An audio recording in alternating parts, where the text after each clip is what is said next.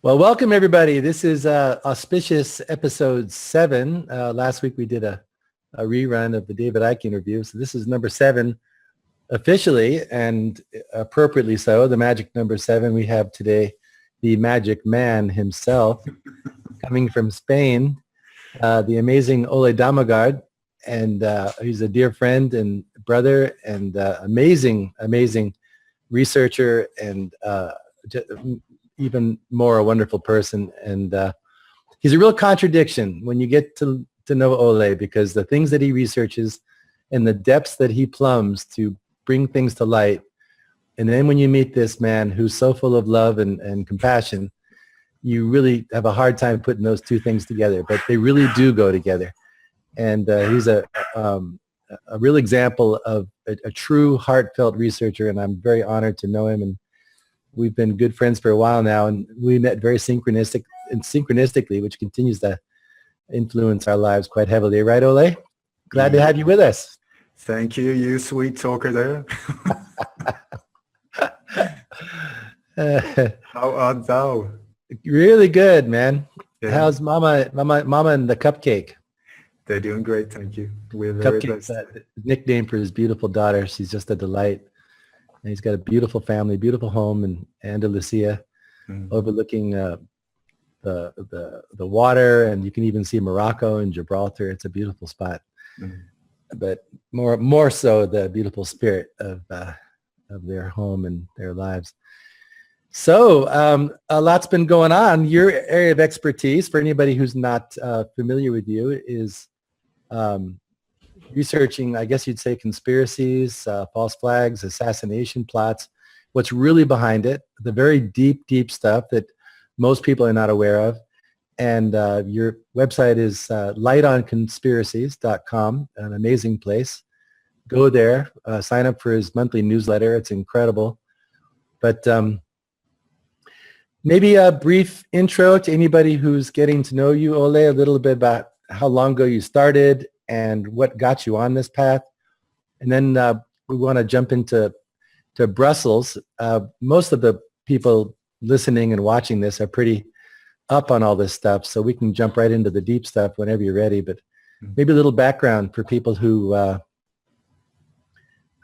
maybe aren't familiar with you. I mean, most people are. You're doing, 2 or 3 interviews a day right now, and whenever these sort of events happen, but you're very popular on the internet, and I'm glad for that, because you really shed a lot of light on all this. So a little background or something to let people get to know you a little bit? A little background. This body was born in Denmark many years ago. I grew up in Sweden, and I worked as a journalist for some years.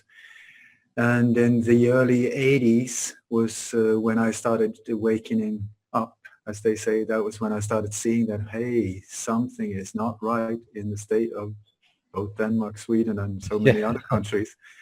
And I got extremely interested in the JFK assassination in the early 80s, and that led me into the Robert Kennedy assassination, the Martin Luther King, Malcolm X, Abraham Lincoln, and so on.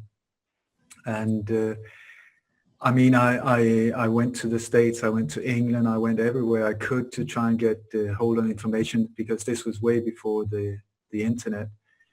And I even started writing a book on the JFK assassination just for myself, because it's such a multi-layered and extremely complex assassination, a real masterpiece when you look at it from out of their point of view. And after a while, I came to a point where I started seeing that many of these assassinations on a top level was carried out almost following like a template, like a bullet point list of how to kill someone in a top position and get away with it, how to dupe the population into believing that it was the deed of a lone crazy guy. And anyway, there are many different ingredients in a top assassination on this level that are the same ingredients like in false flag operations and state-sponsored terror acts. It follows the exact same bullet point list. And then in 1986, the Swedish Prime Minister, Olof Palme, was gunned down in the streets of Stockholm, which was a national trauma. It was horrific. And I thought I lived in the perfect country, a perfect democracy. You know, I could trust the police and there was no corruption, no violence, was what I thought. And then I started seeing the exact same bullet point list being followed in Sweden as well, which just blew me away because, I mean, I just couldn't believe it. So because I had like some 23, 25 years head start with the JFK assassination and the other assassination, I could sort of see, okay, here in Sweden, they've come to step 1, 2, 3, 4, 5. They followed the template up to here. So the next one, if I look at the other assassination, should be whatever it was. I can't remember now. And then 2 weeks later, boom, that exact thing happened. So that really blew my head off because I thought, oh my God, oh my God, here I am living in a country that is not the country I thought it was, because if this is true, then we're looking at some very, very dark and sinister stuff going on right in front of our very eyes. So I quit my job. I moved to Stockholm and I started, I was driving a bus. I worked in workshop, you know, whatever, cleaning toilets, whatever to keep me alive while I was nonstop trying to find out the real truth about that assassination on location. So I spent some 12 years doing that, and I got myself into some very, very shady areas of life, very scary.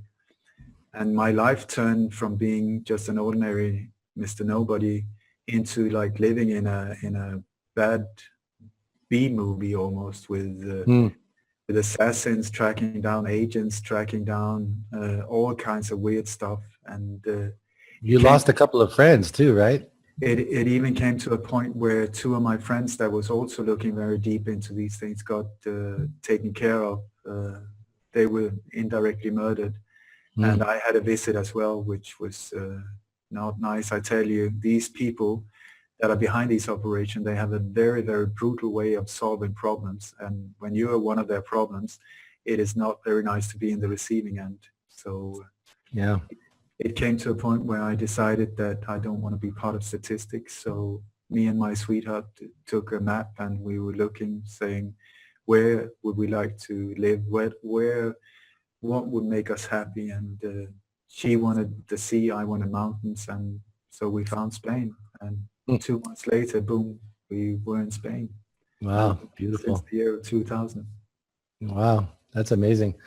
You want to describe briefly like this template that you've discovered? I mean, people today are getting familiar with it. There's always these maneuvers to drills that are taking place. I mean, people are getting so educated. It's remarkable. I was just talking with the producer here a minute ago. I'm wondering how many people really are getting online to really find out the truth about these things. It must be in the millions, many millions, but Google Analytics, of course, will not ever reflect that. But people are finding out and they're learning how these things happen and what happens. But if you could give that sort of template that you discovered, which is actually very simple and getting old, as you say, but also maybe mention how you've got a brigade of people via Facebook and other social media who are actually helping you when you sense there's a potential situation setting up in different areas, which you've developed this very deep sense of their tactics and what may be next. I find that fascinating. I was watching your Sean Stone interview where you talked about that recently on Buzzsaw, and I think people would be very empowered and encouraged to hear how they too can help and how they can contact you and help prevent these horrific incidents. And as you also say, when we disrupt their timeline, it really screws them up because they've got these things laid out ahead of time. But maybe describe some of those things, because your perspective, honestly, I mean, we're dear friends, but your perspective is honestly unique and so profoundly clear on this phenomenon that is essential to people having a clear vision of what is going on, even not only as it's happening, but even before it's happening. And people are getting this sixth sense now, and they're sensing it. And as you know, as this collective vibration increases, this understanding, this awareness, it has a massive effects and really screws them up. So that of course is very exciting. But if you could explain like these different steps that you see so clearly, and a little bit about your participation of others, I think that would be really cool. For sure. I feel enlightened here because the sun is coming in. Yes. But okay, so what do you want, a top assassination or a so-called terror act? I think today is more interesting with these terror acts. Yes. They follow a very similar template. Yes. It's all based on an old Roman template or old Roman method called problem, reaction, solution. Right. It is, because this is nothing new. Since the dawn of time, there's always been a small group of people that have thought that they're better than the rest of us and that they want to live a great life and use the rest of us as slaves where they're in total control of us. So the problem has always been for the few that have elected themselves how to control the masses. Mm-hmm. The tool, and the answer is through fear. It is only through fear that they can do that. So mm-hmm. They need to create an outer enemy. They need to create a threat from the outside that has nothing to do with them, so that we will seek protection from the people that we believe are there to protect us. Mm-hmm. But the whole idea with this method is that they secretly create the problem to get the reaction from us, the normal person in the street, and the reaction they always want is the emotional outcry of fear, absolute terror, and it's an emotional reaction they want. So we do not use our brain. They want us just to react emotionally. Yes. And then when we do that, we turn towards them, not understanding that they are the ones actually creating the problem, asking for help and protection. And right. Then they will then serve us their solution. And the yes. Solution every single time is that we have to pay. We have to give up our rights. We have to give up our freedoms. We have to pay for whatever it is that they want. And at the same time, as they show us the solutions, they will for sure rob a great deal of whatever we put into it for themselves. Right, and our freedoms. I mean, right now, headlines all over the EU. They're proposing an EU FBI type surveillance enhancement, like you just said. You know, they want from us to support them in greater power and greater control. You know, it's way too obvious, but it's getting way over the top. But please continue so that these fundamentals can really be ingrained in people. It is when you do a false flag attack. A false flag is an old naval term that comes from the times where there were marine nations, where if a country wanted to just go in and attack and rape and plunder some enemy for no apparent reason except for their own greed, if they just did that, that could cause them problems with trade agreements with other nations and so on, get them in a bad light and so on. So what they did was just put the enemy flag on one of their own ships, then let that ship attack themselves, and then say, oh my God, we're under attack, we need to defend ourselves, and then boom, invasion, rape and plunder. Yes. And I would say, I mean, I have looked into a lot of history. I've studied a lot of history over the years, and I know very few wars that are not based on false flag operations. It is the same. Yes. So it is like a charm. It works like a charm, and especially when we, the normal person, are totally asleep, we just buy into it and say, yeah, go, go, go. And so why do they need to change the method? We'd never do anything like that, so we don't suspect other people would do it. But the fact is, we're dealing with psychopaths, at the very least psychopaths who have no connection to heart or empathy, and at the very worst, we have, you know, other influences that are controlling things on this other side. But people have to get smart. It's part of wisening up, and I think it's really, even though it might sound fundamental to some people, the whole false flag explanation, it's really important to realize that they have to get a certain percentage of approval for what they're doing. They can't stir up too much because there are people that are awake. There are people within their own organizations who are perpetrating these things, who don't realize what's going on, who might awaken. So they have to be careful.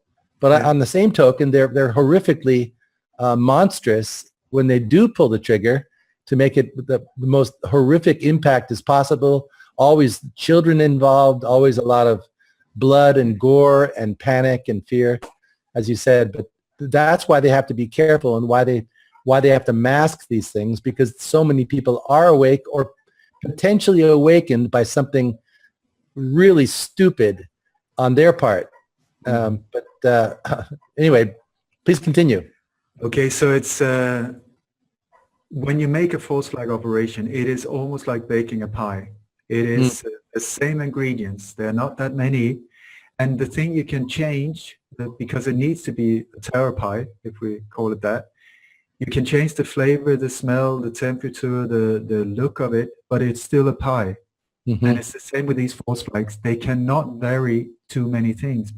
So you've got very standard ingredients. And these are the things that I've been trying for years now to point out, so that as many people as possible become aware of them. Because as soon as you start smelling the smell of somebody baking a pie, you will start reacting and go, wait, hang on, I know where we're going here. Yeah. So nowadays, depending on where you are, if you're in Europe, we're talking bombs. If you're in the States, we're talking mass shootings, depending on what it is they want to accomplish. But it's the exact same method, because they want an emotional reaction. So they need big bangs, smokes, drama, dead bodies, gore, just like you say. They want to go emotional, so it needs to hit women and children. It needs to be in the center of town, or in a central place, often with a symbolic value of some historical thing in a situation, Right. where there's some kind of the heavy historical thing on a date with a very historical background, history, all of these things are there. Yeah, always some occult tie-in. Yeah, there's something a lot. They work on those vibrations. There's a lot of that.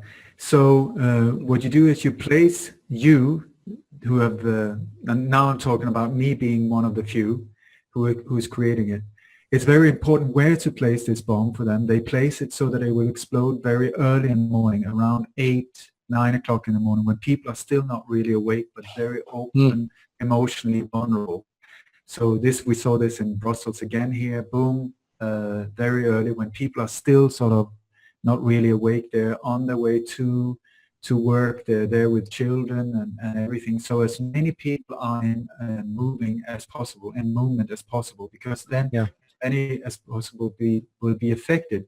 Because if you blow up one train, everyone else that will be on a train that whole day would say, oh my God, thank God I didn't go 12 hours early or 2 hours early, or that train, and so on. And this is why they take it right in the city center, and often where it has something to do with communication as well. So the bomb is important to place in a place like that. And one of the major things you have to look out for is the so-called drill. They always have a drill before this happened. The drill will have a very similar theme to what actually goes live, and it will be somewhere nearby. And it will be, the reason for this drill is so that they can close off street, they can get their vehicles in position, they can get explosives in position, smoke bombs in position, extras if that's needed. They can lure the patsy, the poor sod that they're going to take the fall for it, in position, so he can be taken. They can take photos of the guy in the right location or whatever, and get him in a position where he can also get killed and take the fall for it. But the main thing with this drill is for them to practice, and also for them to be able to do this without us interfering, because it's a drill for our protection. So we should just be happy and bugger the hell out of the place, Just leave. Yeah, but I think it's really important you point out the fact that in many of these cases, the streets were actually cordoned off before the event happened. So there's no people in the area unless they allow some that aren't supposed to be there. So they've got the crisis actors or designed targets, but they actually blocked the streets off. And this has been documented. You've been amazing about this. And people would be shocked to know that this is how thoroughly these people plan and execute these drills gone live. And people accept it because they think it's a drill. And then when it blows, they forget everything else. It's like Donald Rumsfeld announcing they lost $3 trillion the night before 9/11. They totally forgot about it. But he in their mind, we told him the truth, but he knew the next day it was going to be blown. Yeah. But they like to do this because they know the event will erase whatever led up to it, except for people who are paying attention, like you and other people that are really looking. But this is the thing with emotional traumas. That is what happens. You just, whatever happened before, gone. You're just in the trauma. You're just in the emotion. And anyway, so you have the drill, and it's just like a film set, so once the drill is there, you will see all these strange vehicles. You will see makeup artists. You will see lighting. You will see camera people. You will see extras. You will see directors. You will see all of these things, but they will look very official, like in uniforms and so on. They will have people guarding the area. Police have sealed it off and with permit, from wherever the authorities in that area, they will have approved the whole thing, not understanding maybe always what was going to go down. But the drill is very important. Then you have what they do also, that before this thing happened, they prepare evidence against whoever they're going to pick as a patsy. So there's fake evidence that is being prepared so that as soon as the bomb explodes, you have a forensic team that goes in, but their task is to clean up the real evidence. They clean the crime scene for real evidence, and then they plant evidence pointing to the patsy. Right. Magic passports. So it's very important to understand also that the investigation that will follow these horrific events are part of the crime. Yes. It is handpicked people in handpicked position, and these are often, you can often find the connections through Freemasonic brotherhoods and so on, who the lawyers, the judges, the police and heads and so on, who they are. And so what they do is they have their investigation on standby, then boom, the bomb explodes, and they move in right away and knocks out all normal, honest detectives and policemen and so on. So, and also these operations are totally compartmentalized so that no one knows, very few people know the whole picture. They only know their little part, and many of them totally believe that they're doing a good thing or a right thing, for our protection or whatever it is, not understanding that they're being totally duped and used. Right. Then you have the patsy, which is someone that needs to work well in media. It needs to get the emotional, to follow the emotional impact, so that when he's mentioned, it's almost always a he, you will get the impact through maybe he looks weird, or he speaks weird, or he has a weird background, or anything like that. And this boogeyman that is essential for this whole thing to be able to be carried out used to be in the 60s. It was the Russians, the East Germans, the Bulgarians. You just had to look at the old James Bond movies, who were the boogeyman. Then it came to a point where the Cold War ended and the wall came down. And for a time period, they had a minor problem, or they had a problem with who are going to make the new boogeyman, because we need an outer threat. So they went for the alien threat for a little while, but that didn't really work. No.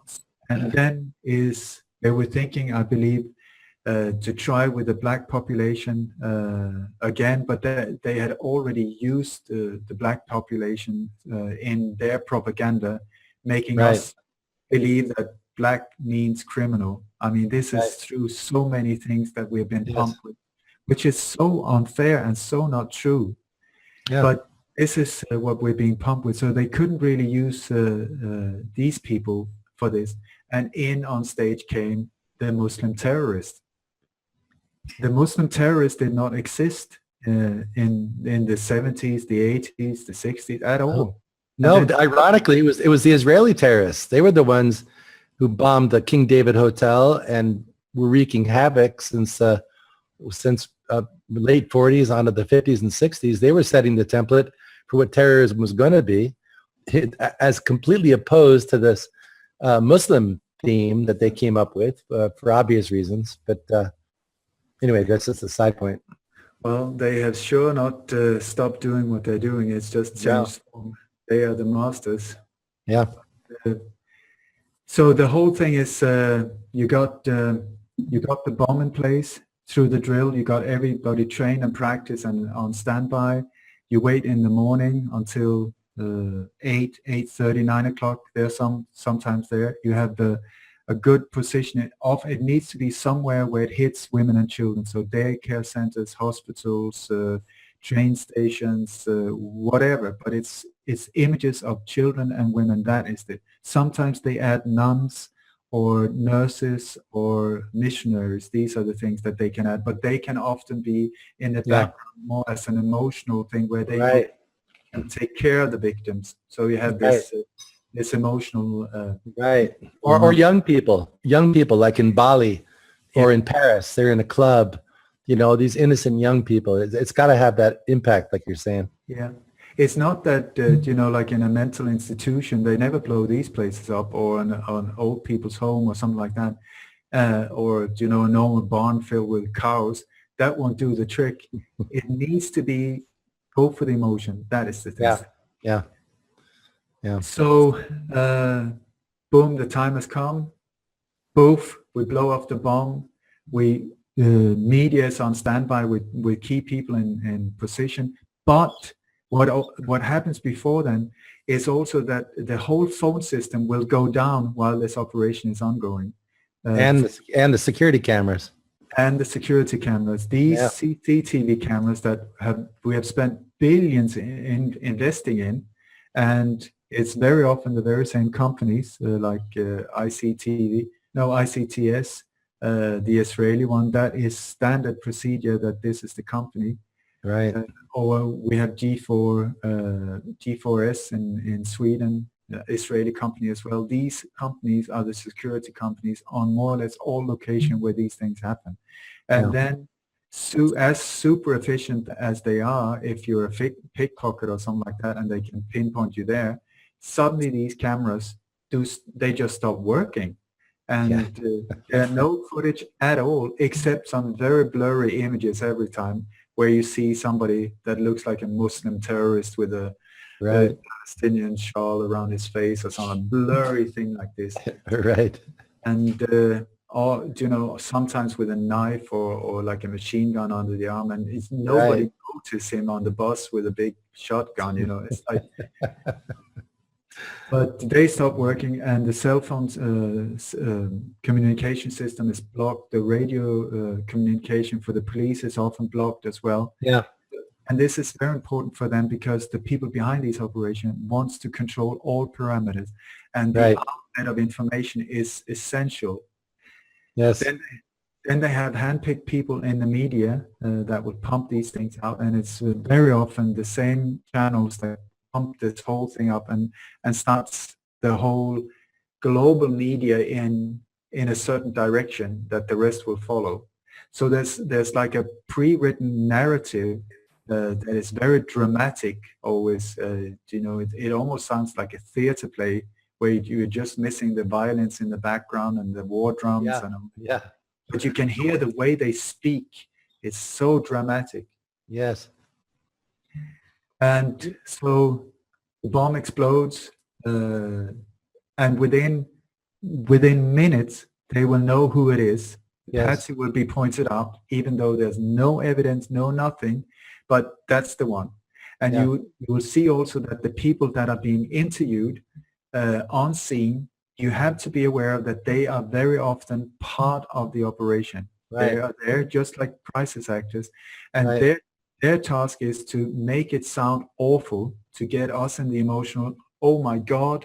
And then the interviewer will then, within this 20, 30-second period, will serve you the solution. So be very aware and listen for what is it they Yes. want. You know, the bomb goes off in, like, for instance, in Paris, and suddenly they were talking about heightened airport security. Where the hell did that come from? The Charlie Hebdo, or you will hear they come straight right away. Yeah. Like the war on terror. Where did that come from? Within 20 minutes, suddenly they were talking about the war on terror. They had no idea what had hit the towers even, and Bin Laden was there from day one. I mean, Yeah. very, Yeah. very early. You had people interviewed in the street talking about, yeah, it was the jet fuel that was too hot, so the whole thing came down. Because that guy's a known actor. He says, yeah, it pancaked. He gave the pancake theory, which makes no engineering sense whatsoever. And he was everybody bought it. And he's officially a biker. What does he know about these steel constructions? He's a bit actor too. I know. Yeah, it's ridiculous. Yeah, he's a guy in the streets who can explain the whole thing. So you have to be aware of these people that are being interviewed, because very, very, very often also these people are connected to media somehow, journalists, or they're married to someone in media, or in the music business, theater business, journalists, sports arena, and also sometimes they have family connections to very high up in the UN or the NATO positions, or ambassadors, or that type of thing, with connections up into the power structure, so that they're just being used further down. And the people find that hard to believe, I think, like the Kuwaiti girl who said that they're killing babies in the incubators, which is what got Americans all jacked up to go ahead and bomb the hell out of Iraq after the U.S. gave the go-ahead to bomb Kuwait and all that insanity. Here's this girl who put on a great show saying that they're killing babies in the incubators, 50 babies, 100 babies, all bullshit. I mean, completely made up. And turns out she's the daughter of, I don't know if he's the ambassador to the U.S., but just like you're saying, tied right into the whole thing. And how they get people to cooperate like this and do something that with such a profound effect has got to be its own form of mind control or persuasion. I don't know. I don't know where they're coming from. But I don't think many of these are not aware of what really the effect of these things are. These crisis actors, they're just doing their bit in front of the camera and being well paid and so on. They have no idea what actually are taking place. And I've lost your sound here. I think you muted your mic. Sorry, I did. You look at Sandy Hook. I mean, so many people involved. The whole thing's a hoax. The whole thing was a drill, and the media, which is one of the biggest, obviously, culprits in all of this, covers it as if it's real, and they pulled it off for most people. But it's been taken apart, just like you've taken apart everything else. It's obvious that, at the very least, it not only wasn't what they told us, it wasn't even near what they told us, and they've got nothing to back up, no evidence to back up what they say the event was, which is the case in almost all of these, right?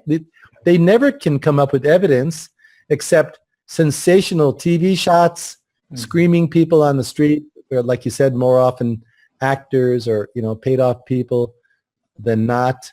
I mean, to me, one of the biggest examples of what you're saying was the London bombing, 7/7, where, the cameras went off, the complete drill, which they announced a year before as a potential scenario for bombing in London.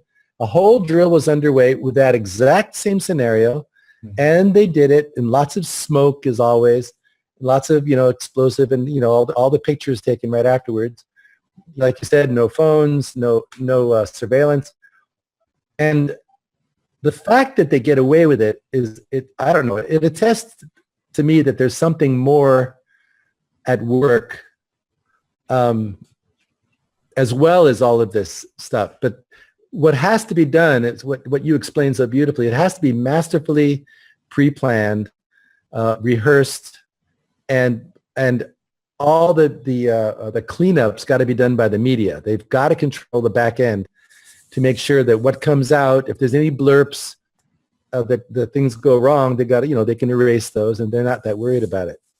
But the examples, when you look back on all these strings of events, are so screamingly real, yet people are still learning to understand how to decipher what really happened and to recognize these symptoms which you're explaining right now. So I think it's very powerful what you do, Ole, and very, very empowering and essential. People really understand and grasp it. Don't look at it shallowly, but really think about these things, learn to identify them, and help report on them.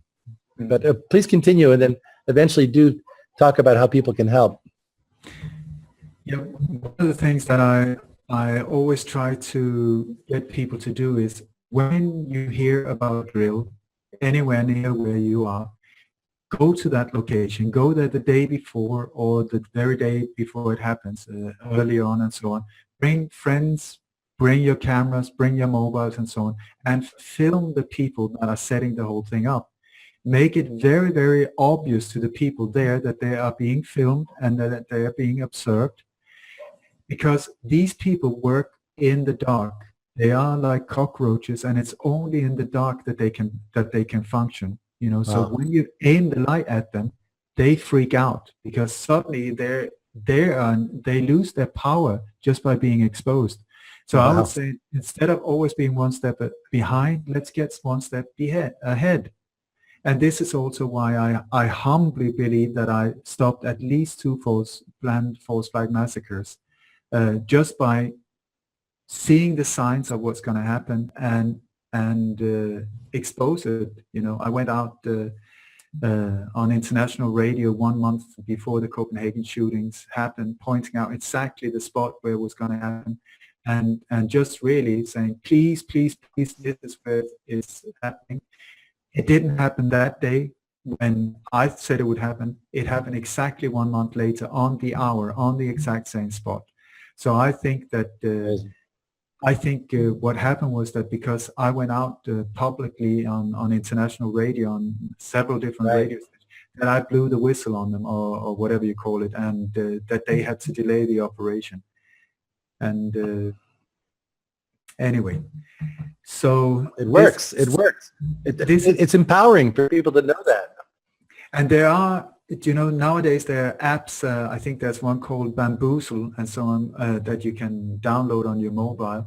And on that, you can live stream directly onto YouTube, so that if you get approached by these security people or whatever, they're guarding this whole setup, you can just press the button, boom, it goes live on YouTube, and you can film while they approach, and that can also be your security. Just say it to them. You are on live footage on YouTube right now, so behave, and that has a very calming effect many times, Nice. So does it record as well at the same time? Does it stay on the record, that kind of a live thing? I think so. As far as is there a way to? Okay, good. And also, I know that there are apps being built at the moment, like a false flag app that will help you be able to upload details about drills that you hear about, so that other people can upload their drills, so the whole thing can be coordinated, so that people can see more on a global scale what is going on where and so on, and see the effects following up, and so people can start reporting to each other, and also warn about it and say, listen guys, here in this area, please come. And then people who are on with the same app will be alerted and saying, we're going there, because it's enough. Wow. This is enough. Yes. It's happened so many times. I mean, every time there's a new of these one, I just feel like crying, because my God, how many times. Yeah, but also it's hard for me to get the energy up again and start researching again when it's so obvious that it's a false flag on a very early stage. Yeah. But if you want to, we can go into a bit of this Brussels thing. Yeah, that'd be good, because that leads into it nicely, because it what you're describing, and I think people are beginning to grasp, and all of us get more educated. There's a certain climate that appears before something happens, and I think I'm talking to myself. There you are. There's a certain climate that appears where people can begin to identify, like you can sort of sense it. You can suss it out and think, wait a minute, this is leading up to that, and here's this hint and that hint. Boy, it sure looks like it would work to their advantage to do this. Not to think fully like they think, but to identify the climate that that appears and the signs besides the drills, sort of an overall geopolitical signs. And unfortunately, right now in today's world, as much as they want to push all this stuff, you could apply that almost anywhere. Like they'll pull one in Africa on their days off. It's terrible how flippantly they pull these things off just to keep the terror theme going. It's so obviously gladio, strategy of tension paradigm. But yeah, please continue. You were about to explain about Belgium, and I think people really would like to hear this broken down in a nice, understandable way. A lot of people are coming out, just like after Paris. It's like you always say, it's not good to jump on it too soon, but on the same token, when you see the setup and where these things happen, you go, well, more than likely, that's what I do. I default to a false flag before anything else.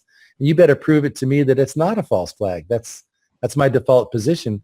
And I think that's true of a lot of people, especially when you see, who benefits immediately. But yeah, please break down Belgium so people can understand it. There's a lot coming out, strange stuff as usual, weird people who've survived several attacks coming out, all kinds of crazy stuff.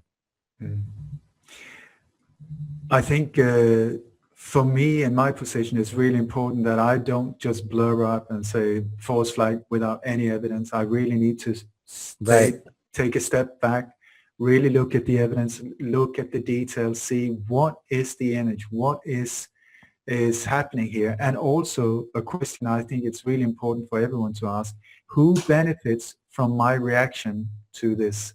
Who benefits from me freaking out, or whatever reaction it is?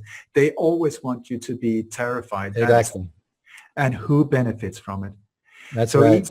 Either we're living in a world where there's a small little group of absolute crazy Islamic terrorists that are just planning on how to blow up the world, or we're looking at a world where we're facing state-sponsored terrorism. Am I still on? Hello.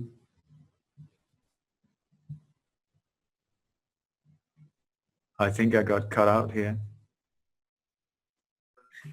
Okay. Mr. Zen, you did the disappearing act. No, I think that's spot on what you're saying. Keep going. Don't lose your train of thought because of me. Okay. So anyway, what I do when I come to a crime scene, the thing is, the truth is the truth, and things happen in a natural way.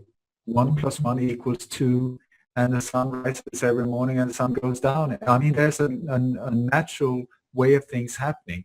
Mm-hmm. But when you come to these scenes, there's no logic at all. It does not match up at all. That's so true. Especially if it's a false flag that has not been properly prepared and so on. I mean, when you look at JFK, after 50 years, we're still confused. That's a masterpiece.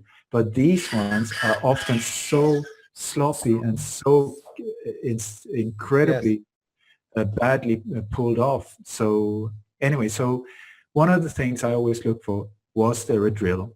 Was there a drill anywhere nearby? And yes, I found one. It was in Antwerp the very night before. And explain how far away Antwerp is. It's only 26 minutes on the train from Brussels to the airport. So it's a perfect distance to gather. If you have crisis actors, even in big crowds, you can have like several busloads of them. it is a perfect distance to practice and then drive them to location, do their thing, and get them out of the way and get back to the so-called crisis center or whatever they want to That's call right. it. Because they know Ole is looking for him. They do indeed. Anyway, so there was this drill, and it was a big drill. It was in the Sports Palais in Antwerpen. Wow. And in the evening before this happened, it ended at 10 o'clock in the evening, and this thing started 8 o'clock in the morning. Okay. So you look at, it is said that there were 2 explosions. One were around 8, and some people say the second was just a few minutes later, and then there was an explosion in the metro. And like these numbers keep turning up. Like one of the explosions was at 11 minutes past 9. So you look at the CCTV footage that was released, that because you can really trust that, not, because this footage was from Moscow in 2011. There were two different variations, one from That's the right. station, one's from the airport, both of them from Russia in 2011. So what the hell happened there? Yeah. Even though the time code was there 2016, you know? So, and then they went out openly and said, oh, we're very sorry, we got that wrong. Well, you sure did. And was that because of people like myself exposing it, or would they have told you otherwise? I don't believe that at all.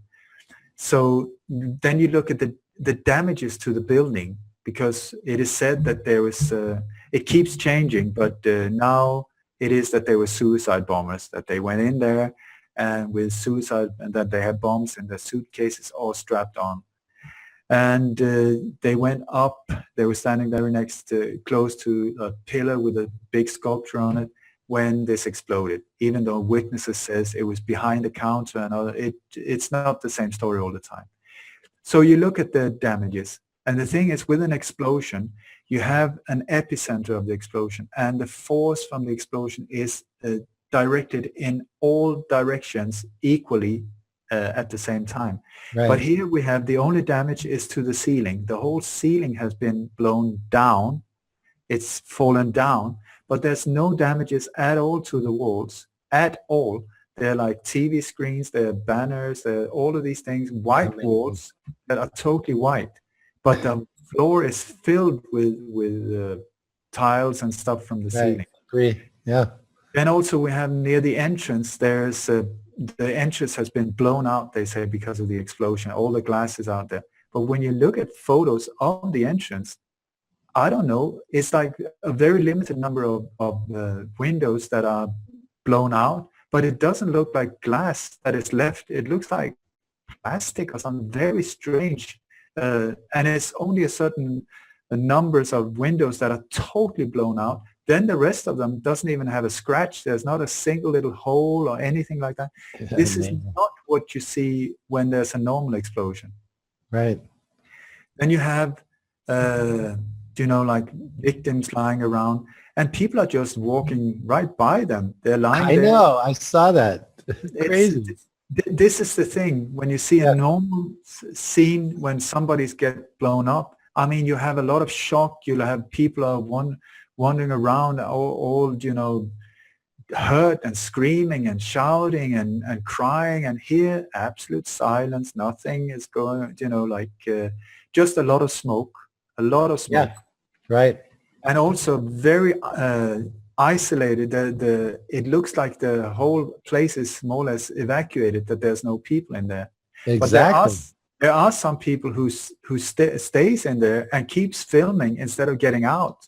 They're just lying there filming again and again, you know, like panning around in the room like this. And in front of one of these people filming, there's a couple where the man picks up a baby and the woman, she's taking care of some other thing, and then they sort of like runs off in the air. But when you really look at it, this baby is a real baby. It's a doll. It's totally stiff. The limbs are totally stiff. It doesn't cry. It doesn't scream. And so that, I would say, very odd with this doll. Or maybe it was a doll, but why, if it only was a doll, he left his luggage, he left everything else that was of value, his passport, I'm sure, and his suitcases, but he picked up the doll. So maybe a very valuable doll or a fake baby, I would say. I saw one guy laying down. He had what looked like a really badly injured leg, and I think he's on the phone or he's doing a selfie. No pain. He wasn't writhing. He was just laying there. I'm sure you saw the picture. It was one of the headline pictures just to give the blood and guts thing. But the guy, there was no, if he had an injured leg that looked that bad, what are you doing on the phone? And, But this is also, we have a problem here is because the phone lines didn't work. They were closed down and this whole thing happened. And so there was a special communication system called Astrid that the police was using, and that went down as well. So the police had officially to rely on WhatsApp, the app, and Facebook to communicate. But this is also standard procedure. Huh, interesting. They get a bit of product placement there as well with the WhatsApp app and the Facebook. You will see the logos of these being presented again and again when newspapers write about this dilemma. Yeah. But the guy that was lying on the floor, he's a basketball player, a former basketball player, and I saw an interview with him in the hospital. Good-looking guy, which is either they have lots of bandages or somebody that looks good to get the emotions going, if I can be simple enough. Yeah. He's in a hospital bed. He's got 2 plastic bands, one around each wrist, like you get at the hospital. But I don't know. I've never been to a hospital where you get more than one. And then some kind of text on it saying your identity, address, and these things. But when you look at his hands, there's nothing written on them. And then he tells the story about when he was going to the airport where he had this very deep talk with a friend about faith and how life is so vulnerable.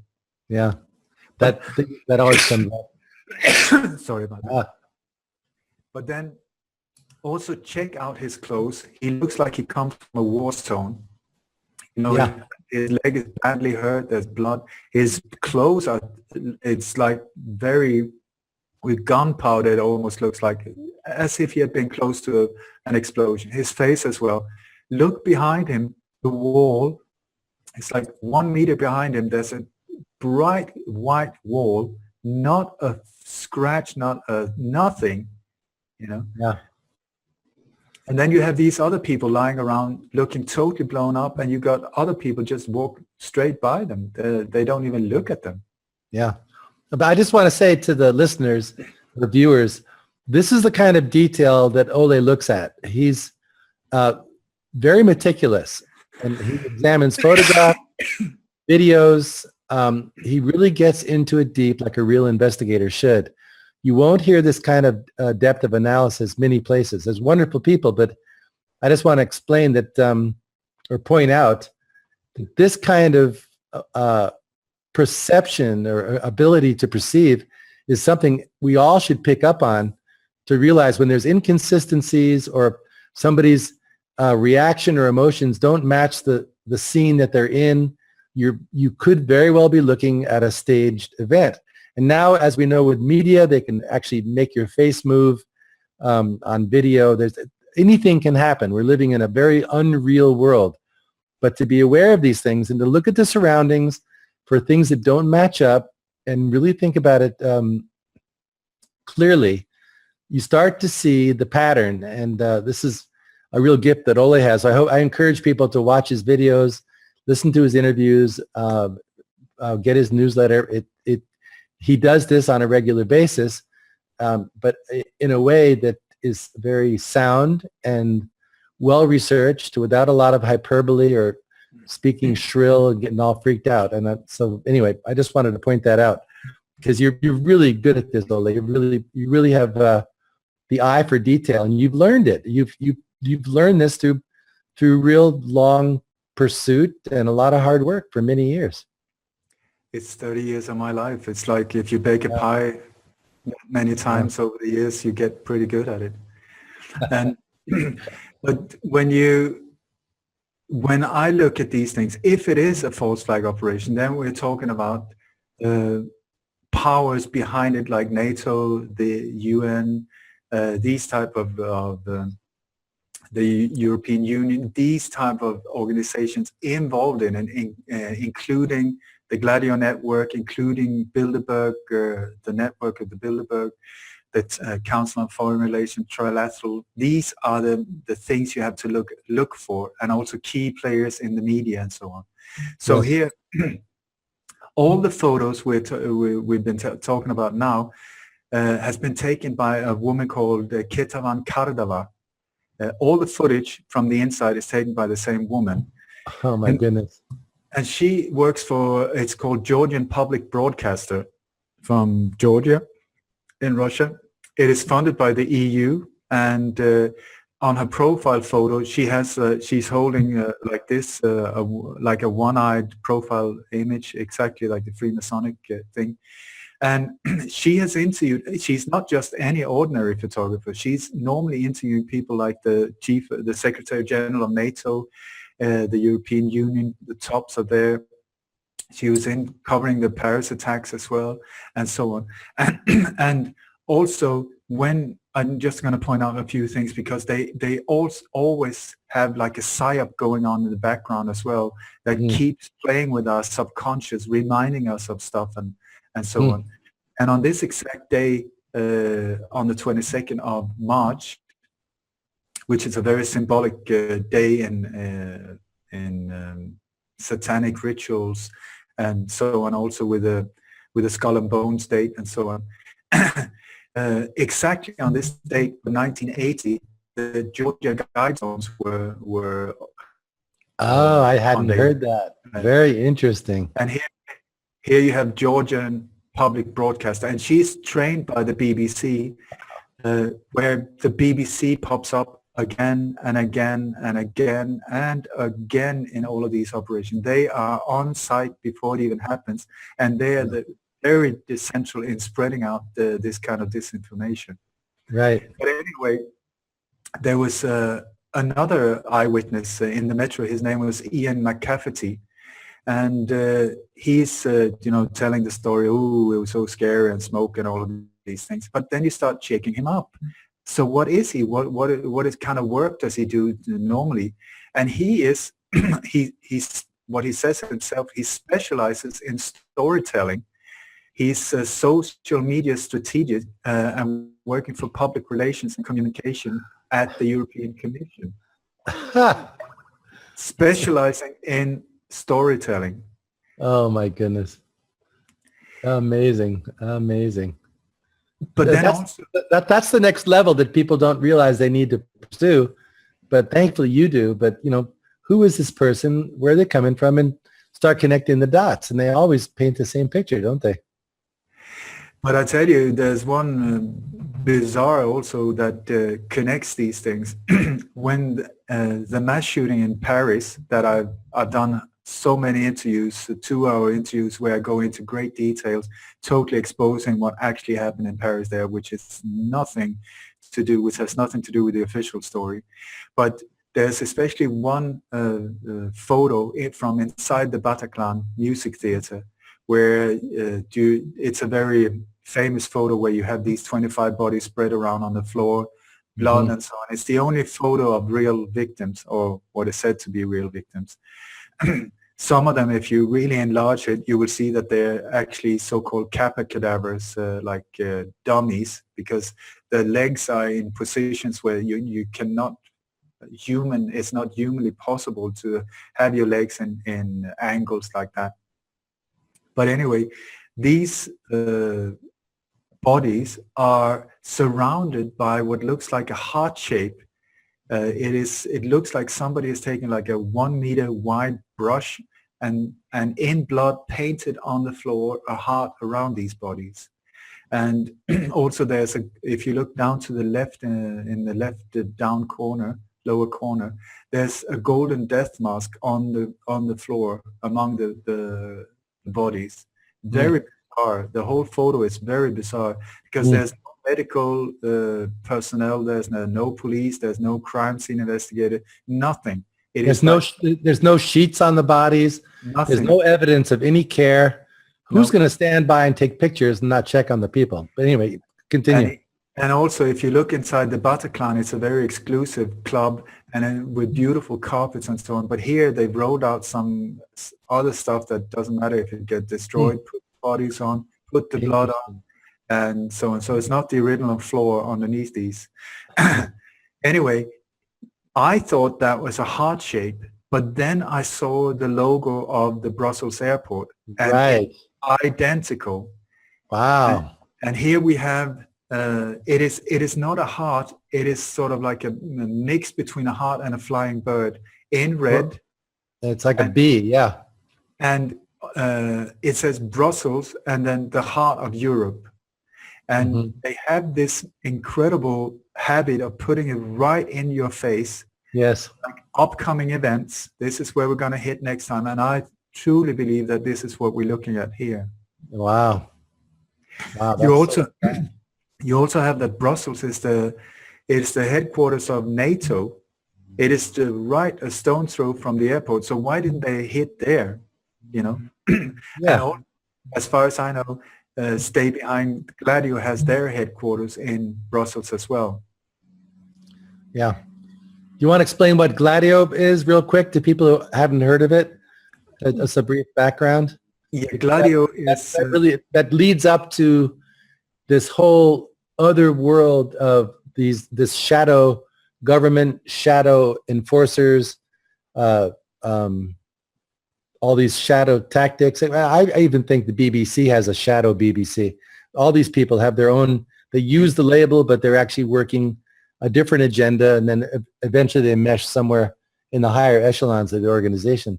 They're pretending to be BBC, but yeah, please explain Gladio a little bit. So, and a little bit about the strategy of tension. I think a lot of people aren't familiar with that. They work very much hand in hand. Yeah. Okay. It was after the Second World War, the members of the NATO and in the Western European countries, together with the US, they were afraid of a possible invasion from the east, from Russia. So somebody came up with the idea that why don't we create like a ghost army that is consisting of hundreds of small cells, all with like 8 to 10 people in each, with secret weapon depots, fuel depots, food depots, radio equipment, everything dug down. But these cells, not knowing, they don't know about each other except that they're in radio connection, so that no one knows the whole picture, so that they can come out and expose it or you know, grasp on the whole thing. But so that it would be totally secret. And the whole idea was that if any of the member countries would be invaded, then the royal family or the creme de la creme of the society could easily be smuggled out to London, was the idea. And then the resistance could be activated in one go. Boom, the whole resistance army would already be there on location, fully armed, fully equipped, So brilliant idea, I think, absolutely brilliant idea. Yeah. Yeah. But then the years went by, and this threat from the east turned out to be not so threatening as it has seemed. So suddenly they were there with this massive big army that nobody knew about, mostly consisting of right-wing, very military, extreme right-wing, extreme people, very disciplined, hard, cold killers, many of them. So the CIA and other people in NATO and so on, they were like, what are we going to do with them? Why can't we use them for something that would benefit us? And then they came up with a plan, the so-called the strategy of tension. Why don't we inflict fear into modern society through so-called terror acts, random kind of violence, so to freak everyone out? It needs to be violence that can hit totally randomly, so that there's no specific target, but that everyone will be inflicted and be fearful of this violence. Right. And so this was for the purpose too, they're restructuring Europe. They're always changing boundaries, putting people under different domains. So it had a very geopolitical purpose. You know, the post World War II was a major restructuring of the whole area, but they saw this, wow, war worked so good. Why not have constant mini wars. We'll keep the same atmosphere going. We can keep doing whatever we want, right? Yeah. I mean, if you look at from their point of view, it's a great idea.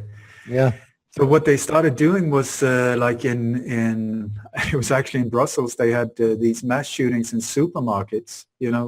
Just killing ordinary people that had absolutely nothing to do with it. Mm-hmm. And they blew up the train in station in Bologna. I mean, when you look into so-called terrorism from the 50s and onwards, I mean, you come back to the same again and again. It doesn't matter if you're looking into the Red Brigade or the killing of Aldo Moro, or it's them. They're there doing it again and again and again. The Bader-Meinhof gang and all that, same thing. Eh? They would be backing that, and they appear in many different areas. They also send out, internationally, carrying out things in Africa and so on. They just put on plane, go down, do their stuff, and come back.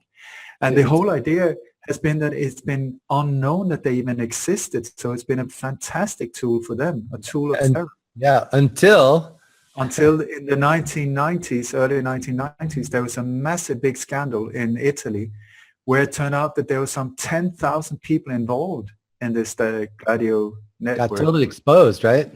Totally exposed. And then this scandal started going from country to country to country, exposing what was going on, including Sweden, that is so-called neutral. I even believe that my father was involved in the Danish part. People thinking it was a good thing. They thought, this is the resistance. We must keep up the resistance. Yeah. But they didn't realize that later on it was being utilized for some other agenda. It's very sad. But this is the thing. I'm being contacted nowadays from people in the Stay Behind movement that are feeling totally duped and used, and like it's like they're playing all of us against all of us. So even the key players for them are being used as well. So and in one way, this so-called elite group, they're building their bridges because they're turning their own people against themselves. Yeah. Well, you're in touch with some pretty amazing people. You have anonymous people contact you with information because you're so well versed in all this information. You have very close friends who are deeply involved in these assassination programs, and they follow the same template. So please, people, Ole's got books that are amazing. Coup d'etat in slow motion. It's a 2-part book that will blow your mind. Incredible. He's a really good writer. But to understand the background of this thoroughly really does open your eyes. History has a perspective that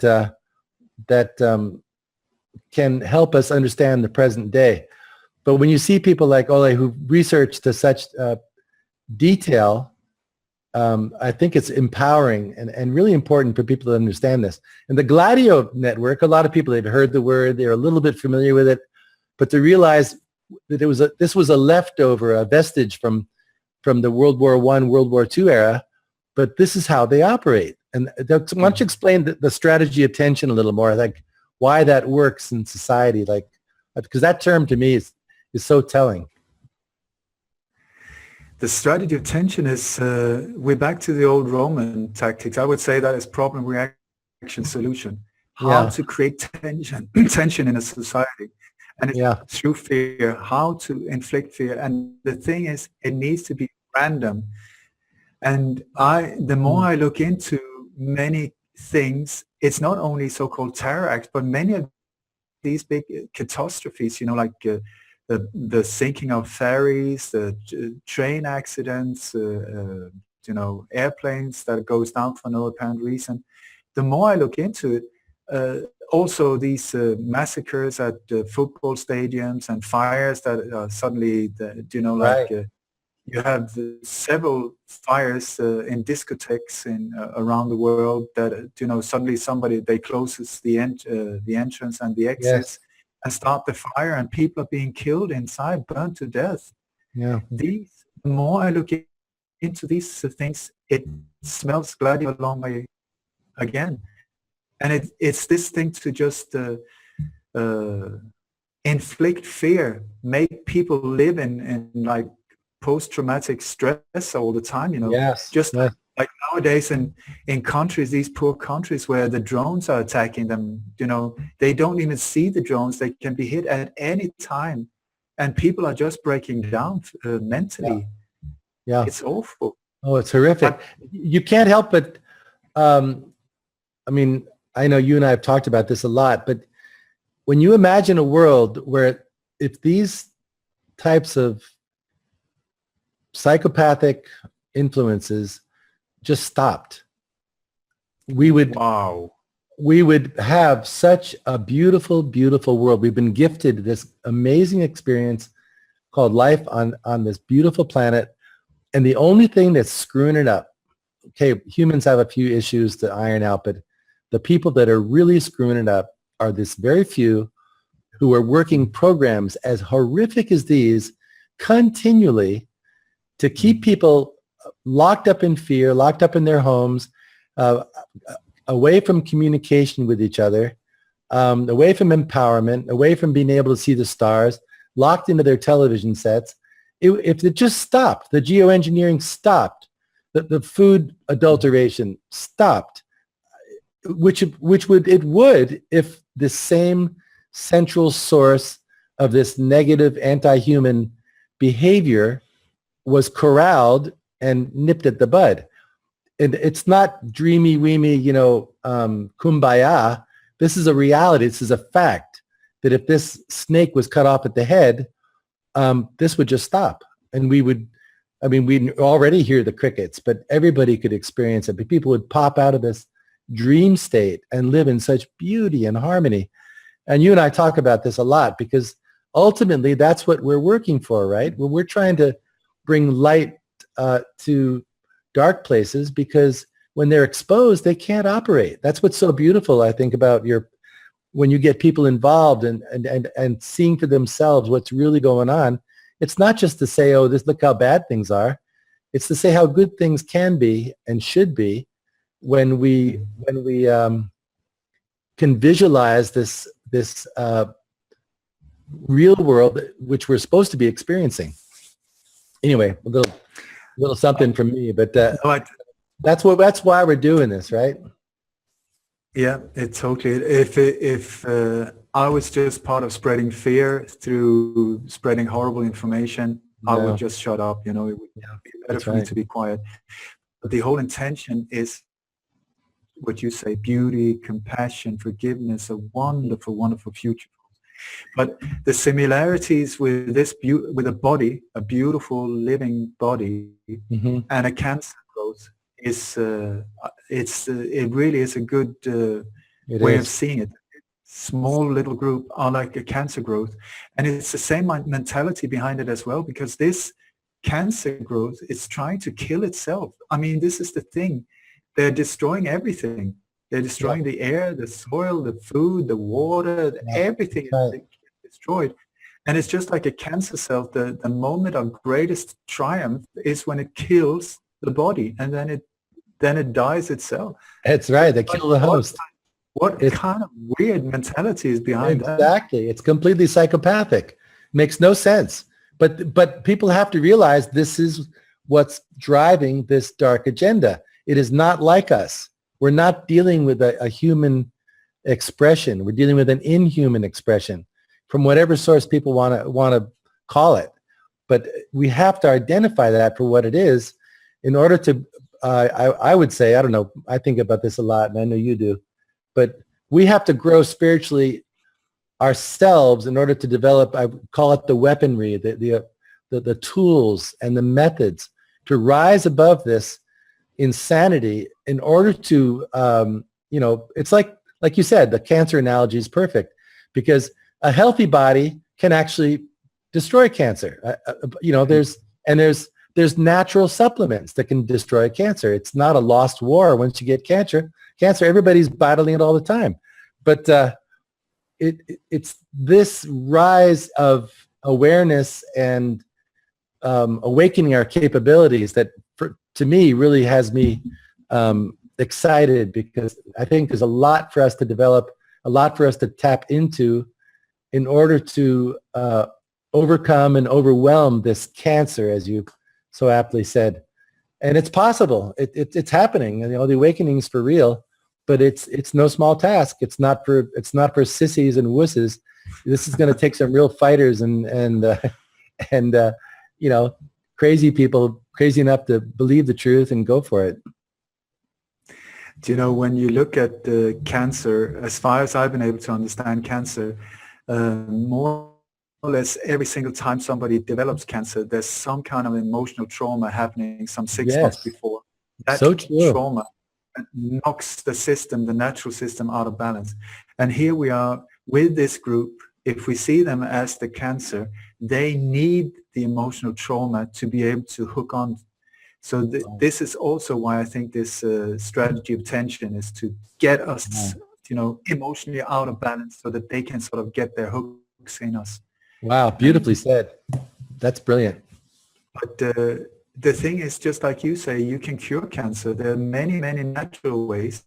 There is a brutal way of doing it with a knife or chemo or stuff like that, which is often what kills the patient. And this is what I say also, non-violence is the way to go. It's so important how we deal with this so-called problem, yes, the power behind these drugs, because if we go violent with them, that would just justify for horrific things to happen in the world and create a lot of horrific karma on many parts as well. So it's a matter of how to deal with it. And I think this is where there was a beautiful man who walked around with a stick and looked like he was wearing a diaper. His name was Mahatma Gandhi. He showed the way. He showed how you can no finances, no army, but to be strong in the spirit and to live in truth. Let the truth guide you.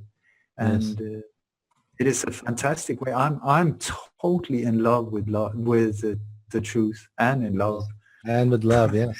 Yeah, I am, because the thing is, I am, and so are you, what is labeled nowadays a modern day terrorist, which I find is like, come on, David Cameron. And so, I mean, you can do better than that, but we are. This is our label now. But when you look at it, it's just getting to such a ridiculous state, but I believe that the more we live in love and stay in that high frequency, the stronger we become. And they have major problems getting at us if we are not fearful. That's right. When people ask me, so what can I do? I say, train yourself to become fearless. If you can't do anything else, the battle is in your head. Start meditating, do things that are good for you to calm yourself down. And when these things happen, don't just react. Take a step back. Ask yourself, who benefits from me reacting like this? And just breathe, take a walk, and then come back. And then you can make a balanced choice of how to move forward and so on. And my sweetheart, Kim Ekman, she had this question in her head for a long time. So what can I do? And she came up with this brilliant idea of putting it together in a book where she put together 14 questions and asked researchers from around the globe that she thought was very well researched and well studied and whatever you call it. But she put the same 14 questions from a normal person's point of view, somebody who's just in the process of waking up, who are new to all of these things, and who's also, when they start waking up, always comes back to the question, so but so what can I do? So this is the title of the book. It's on Amazon now, So What Can I Do? And in that, she's interviewed people like Mr. Zen Master here, Dr. Kevin Barrett, who is one of the foremost experts on 9/11 and so on in the US. She's Cynthia McKenna, fantastic woman in American politics who's been voted, as far as I know, Black American of the Year, I think, in the US. You got Sophia Smallstone, fantastic researcher on 9/11 and Sandy. You have Carrie Cassidy from Camelot. You have Ken O'Keefe, David Icke, and myself. And this book has come out in a really interesting way because everybody keeps answering in a different way. I have a bit of echo here. Maybe that's okay. No, if somebody can turn it down. We're getting it, I think. Yeah, the beauty of this, I think Kim's going to do a second book too, right? And this one's going to come out in the audio. I think it's finished, right? So people can hear the original soundtrack.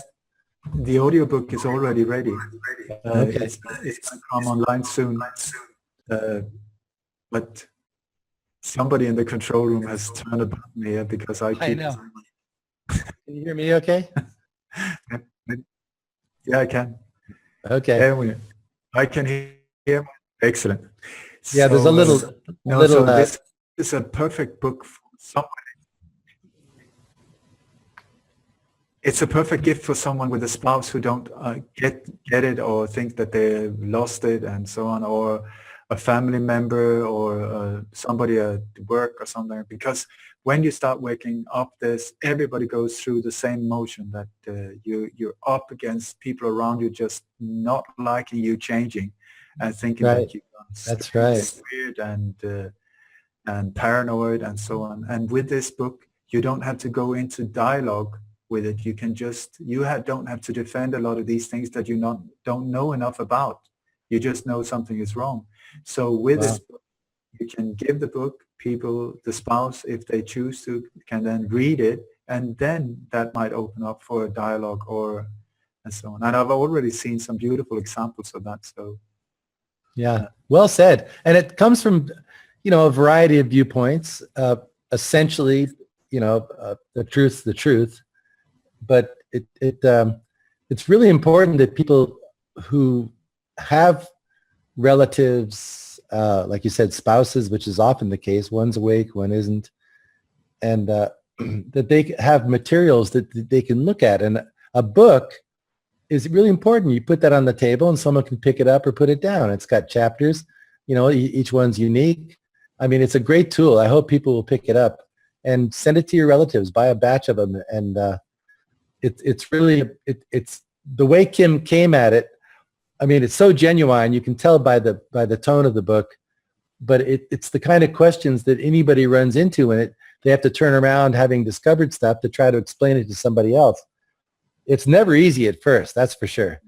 And they do think that you've gone off the deep end, but hey, that's what the truth's all about. It's pushing the boundaries. That's beautiful. Beautiful. But it's like, well, do you want to get your what's that? No, I was just going to say that sometimes people say to me, but my God, don't you regret going down this road? I mean, you've been threatened, had to leave your country, all of these. I say the exact opposite. I mean, I'm surrounded by amazing people like yourself, Sam. Just these incredible souls that have many times stood up on their own for many, many years, walking through absolute hell to get to where they are today. And the people and the love that is there is just incredible. I know right after the Copenhagen shootings, I went to Denmark while the operation was still there. The police were there with machine guns and everything. And I took a group around on location and described exactly what I believe that happened right in front of them. And so on. We spent a whole day and it was freezing cold and raining and stuff. And then in the evening, we were supposed to part, and then somebody said, but can't we just go to a restaurant and something? And the whole evening ended in a restaurant where I think we were somewhere between 20 and 40 people. I can't remember. People were singing, people were crying. Wonderful. The owner of the restaurant was playing, it's an Italian restaurant. They were singing O Sole Mio.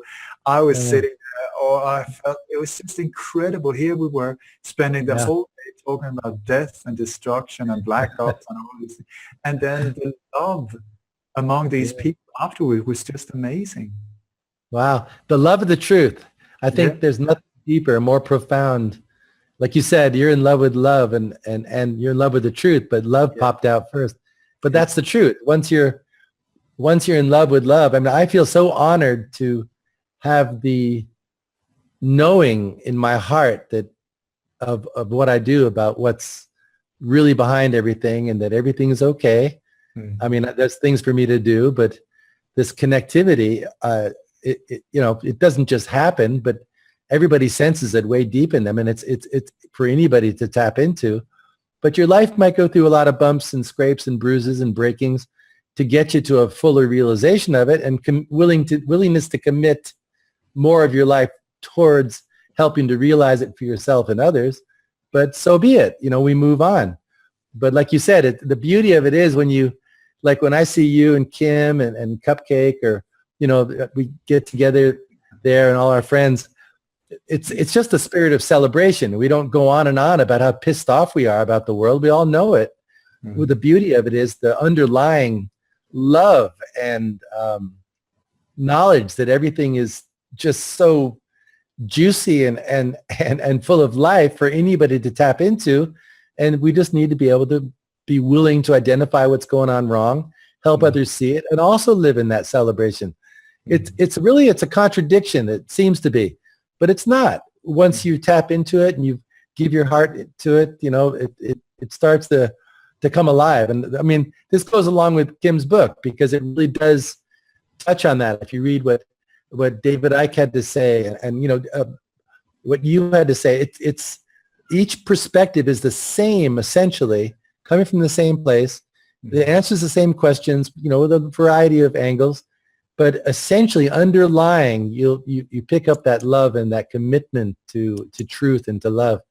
And that's what it's all about. We don't have that, we got nothing. No? Nope. And there was like somebody said, I said that you had stayed here with us for a couple of times and so on. They were like, oh my God, you must have been talking all night long about these things. I said, yeah, we jammed a bit, and we were sitting outside watching the sunset with one chicken in a lap each, and watching the goose go around, or the duck. But this is the whole thing, relax. Because the thing is, when you have this black box in front of you that's trying to convince you that life is hell, and that the world is full with terrorism and violence, turn it off and look outside the window. What does it look like? What is your reality? That's right. And that's right. Most of us do not live in a war zone. So when you look out the window, it will be quite beautiful and calm. And that is what you should focus on, at the same time as waking up to who's behind this black box, who's trying to pump this crap into your mind. Yeah, so true. Because I think the word brainwash is a fantastically beautiful word, because this is what we need. We need to rinse our brain, give it a good wash and get out of this old crap out of it that has been stuffed there without us knowing it. Yeah, that's right. We carry around so much programming, but it falls out of us. It eventually exposes itself if we're willing to keep pursuing, stay persistent and determined. These are tough times we're in, spiritually, physically, and people will need to be determined to get through this without giving up, becoming despairing, worrying, and falling into all these traps. But that's the fun of it, if you ask me. I mean, really, your spirit was born to fight. It was born to thrive. I mean, look at a seed underground in the dark, sitting there looking dead as a doornail, and suddenly it warms up, a little bit of water, and then a little sprout comes up. It's still going up through the dark earth, doesn't know where the hell it's going. And one day, bam, it sees the light and then starts to grow, and turns into an acorn tree, or who knows what, acorn tree, an oak tree. But we're born to fight. We have to not look at this. The mentality they're teaching us is peace, safety, security, me, take. And anything that disturbs my little cocoon is bad. Well, that's wrong. Life will teach you that in a hurry, because you're going to get sick. You're going to die eventually. You're going to have conflict. Why not face it? Why not make it almost a sport? Why not make life fun and show a little courage, a little bravery? I mean, people learn it eventually. There's people way bolder than braver than I I could ever dream of being. When you look at the people in Palestine and people who've really suffered, and I just marvel. But look at the spirit that came out of these people, the shine of their smiles, the light in their eyes. It's such a testament to what lies within the human spirit. No, that's so humbling and so inspiring at the same time. Yeah. Hey, listen, why don't you give everybody your website, your Facebook page, your books, and a little bit about what you're going to be up to next. I know you're working on some really neat film projects. You're going to be speaking at a lot of events. You always are. You're always on the radio and television. And by the way, folks, Ole does this not for profit. So if you can help him, he would sure appreciate it. He works wholehearted. He's done this for 30 years. He left everything to do it. And it's amazing how he survives. But, universe won't let us down. But if you can help him, I would appreciate it. And I sure know he would.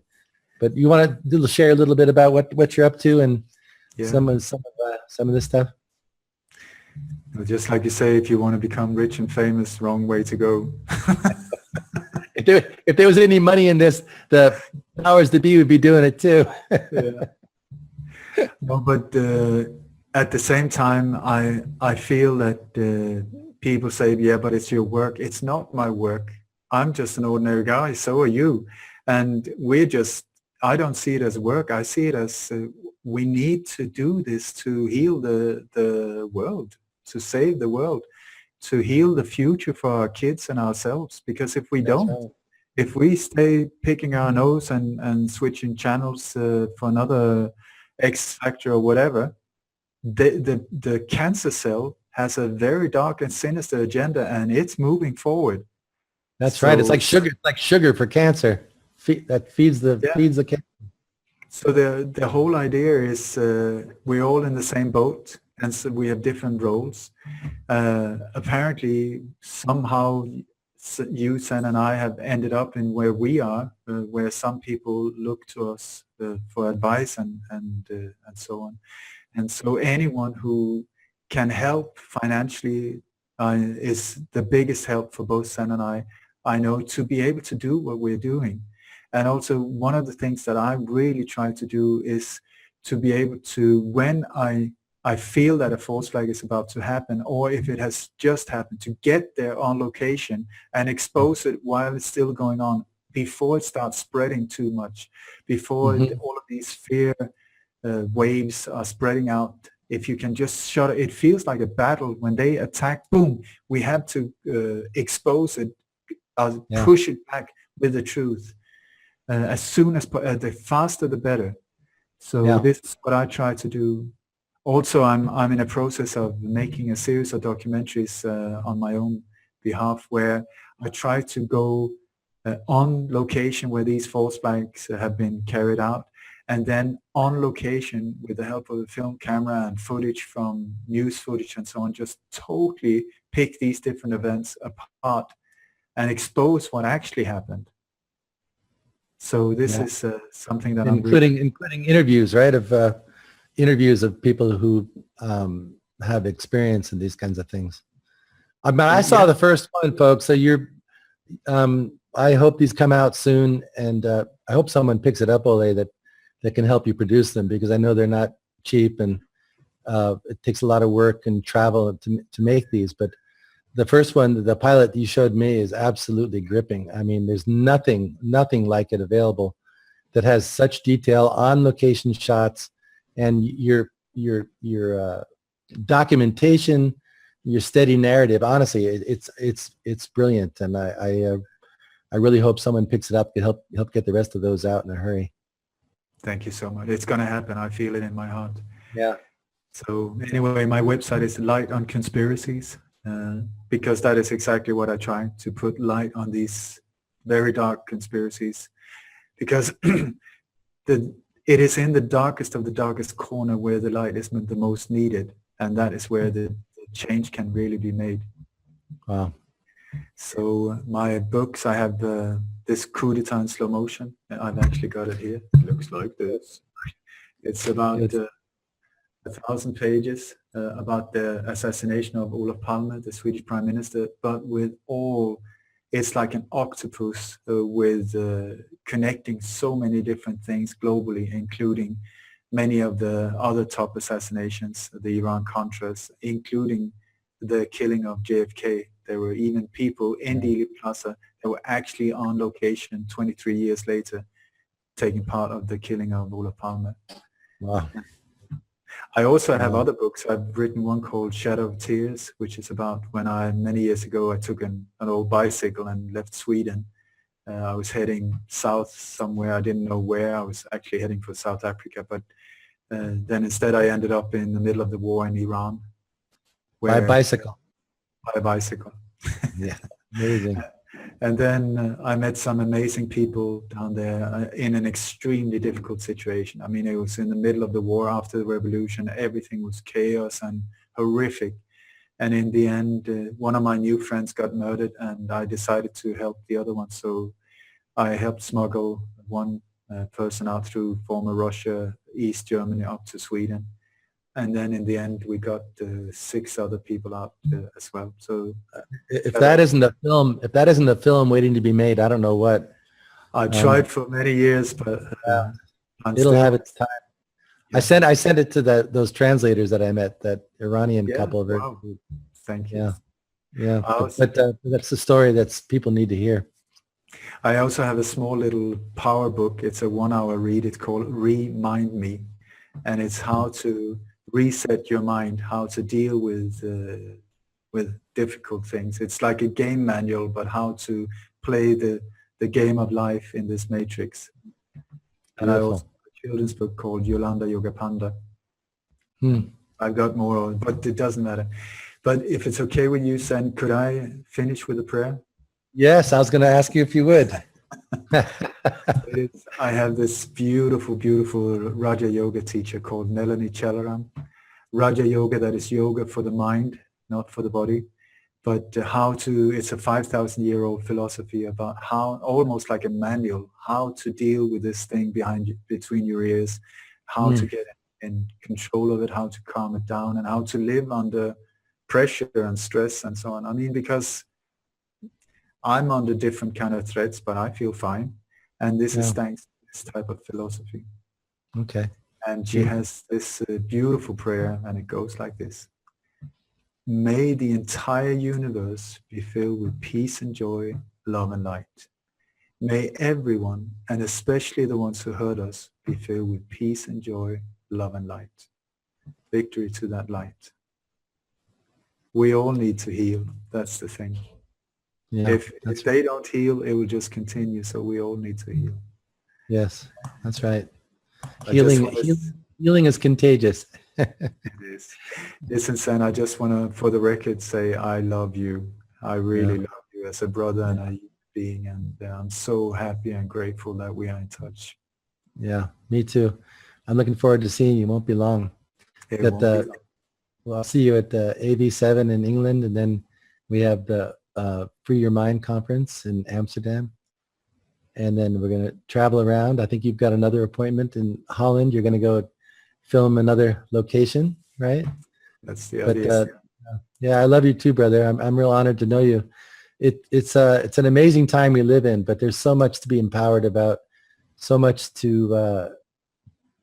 richness to be part of, in spite of some of these ugly, dark topics that have to be covered.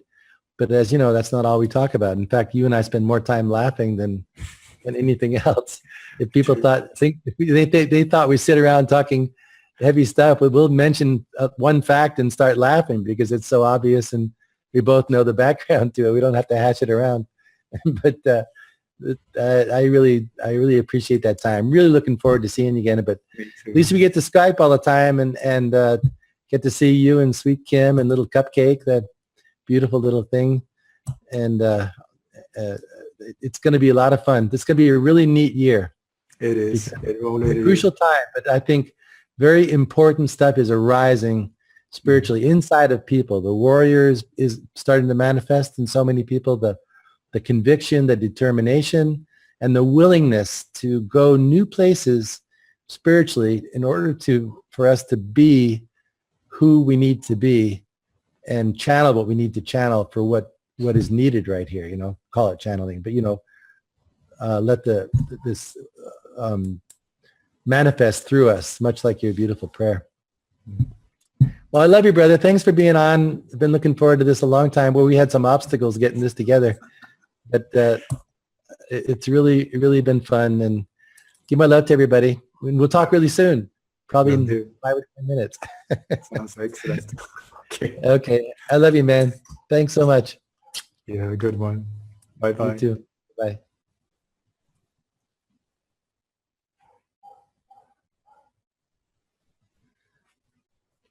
Think it's sweet, wasn't it? Thank you for tuning into CCN. This unique network is dedicated to free and independent media. CCN was created with the belief that information is the common heritage of all beings, which is why our live stream high-definition broadcast is easily accessible and free to view. If we want to change the world, we must first change the media. Having produced over 1,000 shows in 2015, which are all archived on YouTube, we look forward to bringing you more groundbreaking, cutting-edge information in 2016. For more information on what is on, please check out our broadcast guide for weekly updates. CCN broadcasts in multiple languages and features some key voices of our challenging times who are all in pursuit of a free, fair, just, sustainable world. CCN belongs to you, the people, and it is up to you all to keep this network on the air. Please contribute to the Network Support Fund or visit the CCN shop. We thank you all for supporting free and independent media.